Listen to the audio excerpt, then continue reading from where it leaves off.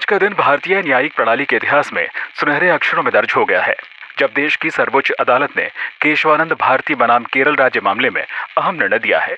24 अप्रैल 1973 एक ऐसी तारीख जिसे इतिहास में मूल संरचना सिद्धांत को निर्धारित करने के रूप में दर्ज किया जाएगा, जिसने भारत में संवैधानिक परिदृश्य को परिवर्तित कर दिया।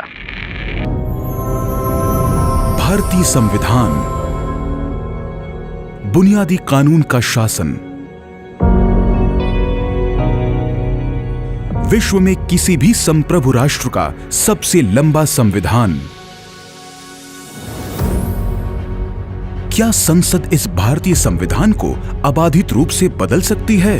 क्या यह संविधान की किसी भाग को इस स्तर तक बदल, संशोधित या निरस्त कर सकती है जिससे सभी जरूरी अधिकार समाप्त हो जाएं? ये वो कहानी है जब भारत के माननीय उच्चतम न्यायालय को एक ऐसे चुनौतीपूर्ण सवाल का सामना करना पड़ा और उसका जवाब देना पड़ा। भारत के न्यायिक इतिहास की सबसे अहम मामले की कहानी, वो मामला जिसने संविधान की सर्वोच्चता को दोहराया और आने वाले समय के लिए हमारे देश की लोकतांत्रिक व्यवस्था को मजबूत किया। मार्च 1970 केरल में एक मठ के प्रमुख संत केशवानंद भारती ने सर्वोच्च न्यायालय के समक्ष एक मामला दायर किया, जिसमें केरल भूमि सुधार अधिनियम के माध्यम से मठ की संपत्ति हासिल करने के केरल सरकार के प्रयासों और भूमि सुधार अधिनियम की वैधता को चुनौती दी गई थी। इसी तरह के मामलों में पिछले फैसलों और संविधान में लाए गए संशोधनों के कारण ये सुप्रीम कोर्ट के सामने एक बड़ा मुद्दा बन गया था। मामले की गंभीरता को देखते हुए सुप्रीम कोर्ट के इतिहास में अब तक की सबसे बड़ी 13 जजों की पीठ इस मामले का फैसला करने के लिए बैठी। इस मामले में कई वरिष्ठ वकीलों ने सहायता की। केशवानंद भारती की ओर से मुख्य वकील नानी पालकीवाला थे, जबकि केरल राज्य की ओर से HM सीरवाई उपस्थित हुए। भारत के तत्कालीन अटॉर्नी जनरल निरेंडे भारत संघ की ओर से उपस्थित हुए। 31 अक्टूबर 1972 इस मामले में बहस शुरू हुई और 5 महीनों में 69 दिनों तक चली सुनवाई के बाद आखिरकार 11 न्यायमूर्तियों ने अपने विचारों के साथ अलग अलग फैसला लिखा। 24 अप्रैल 1973 को सुप्रीम कोर्ट ने केशवानंद भारती मामले में 703 पन्नों में विस्तृत फैसला सुनाया।